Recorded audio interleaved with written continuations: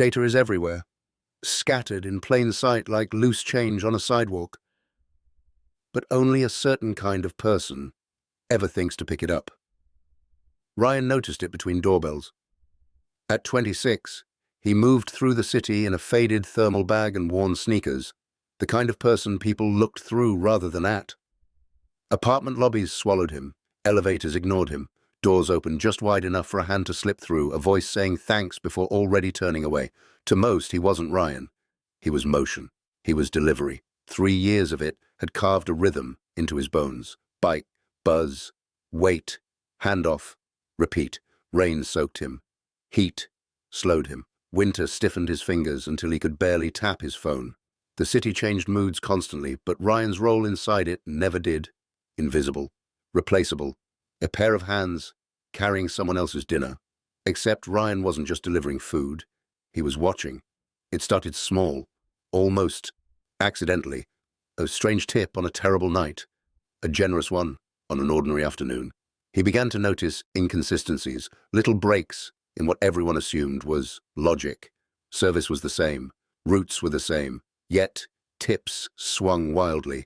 So he bought a notebook, nothing fancy.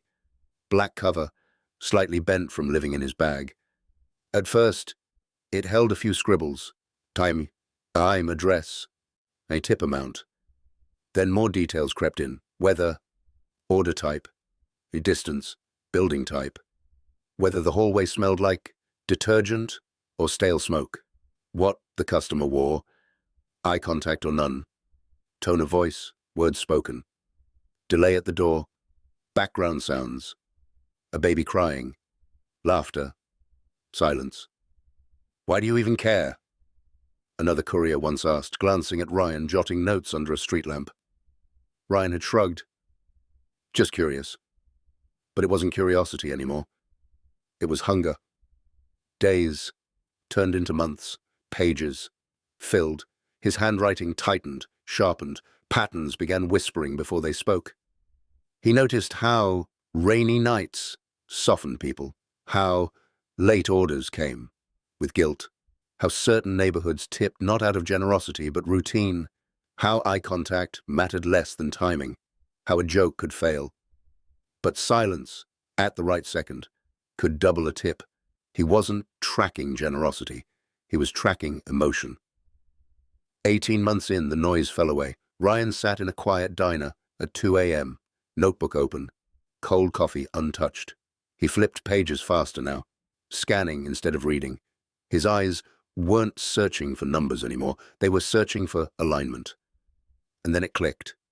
Not gradually, not gently, all at once. Tips had almost nothing to do with service quality. They weren't rewards, they were reflections, snapshots of how someone felt in a single fragile moment, a mood caught between expectation and interruption. And those moods weren't random. They were predictable. Rain increased empathy, delays increased tension, but only up to a point. Silence reduced friction in tired customers. Certain phrases triggered small emotional lifts. The moment of the handoff, those 3 seconds, was everything. Ryan leaned back, the hum of the diner fading. If this was true, and the data said it was, then tipping wasn't chaos. It was a system. Invisible, unspoken, but real. And if it was real, it was valuable.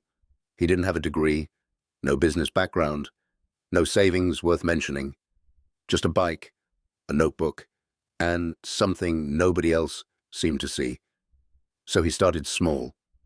He adjusted himself first, changed the timing of his greetings, paused half a second longer before handing over the bag, altered tone, depending on the hour, the building, the subtle cues he'd trained himself to notice. He tested, refined, tracked again. His tips rose. Not dramatically at first, but consistently. Consistency was proof. Then he approached a small local restaurant, a place he delivered from often, where the owner barely remembered his name. "I can help your drivers get better tips," Ryan said, voice steady but quiet. The owner laughed, not cruelly, just dismissively. "Tips? That's luck." Ryan slid the notebook across the counter. "Not really." It took weeks before the man even looked at it properly. Longer, before he agreed to try anything. Ryan suggested small things, Phrasing on receipts, timing of order readiness, tiny adjustments in how staff interacted at pickup. Nothing flashy, nothing expensive, but something shifted. Drivers started mentioning better nights. Subtle at first, then undeniable. The owner stopped laughing. Word spread slowly. Like everything Ryan did. Another restaurant, then another. No brand, no website at first, just a guy with observations that worked. People still underestimated him when they met him. The same worn sneakers, the same quiet demeanor. But now, when he spoke, there was structure behind his words. A system built from fragments nobody else had bothered to collect. There were obstacles, of course, plenty. Doubt crept in often, especially at night, when the city emptied and the noise of motion disappeared. Maybe it was coincidence.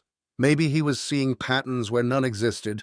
People told him that directly sometimes, smiling, polite, unconvinced. You're overthinking it. People just tip how they feel. Ryan never argued. That was the point. They did tip how they felt. He just understood how those feelings formed. The hardest part wasn't seeing the pattern. It was convincing others that something so invisible could be real. There were no dramatic before and after graphs, no instant transformations, just incremental change stacked quietly over time. But that was enough. His service, if it could even be called that, remained unglamorous. He helped small businesses understand moments. He taught drivers how to read the air before a door opened. He adjusted systems so the emotional experience of a delivery felt smoother, lighter, more human. No one called it revolutionary. But it worked, and it grew. Months passed, then years. Ryan rode less, walked more, sat in back offices with people who once wouldn't have noticed him passing by. The notebook evolved into something structured, then something scalable, still rooted in the same idea. Attention. He never became loud, never became flashy. Even as his work spread, there was something about him that remained the same. A quiet observer in a world rushing past itself. Because that's what had built everything. Not brilliance, not luck, attention. Ryan's story wasn't about escaping invisibility. It was about using it. Moving through spaces where no one was watching closely, where details slipped through unnoticed, where data lived uncollected. Most people wait for big ideas to announce themselves. They look for breakthroughs, for inspiration that arrives fully formed. But Ryan found something else entirely. Ideas don't always arrive. Sometimes they accumulate.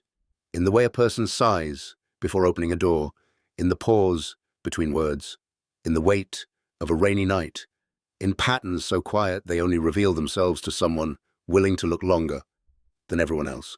The city never changed how it saw Ryan, but Ryan had changed how he saw the city, and that made all the difference.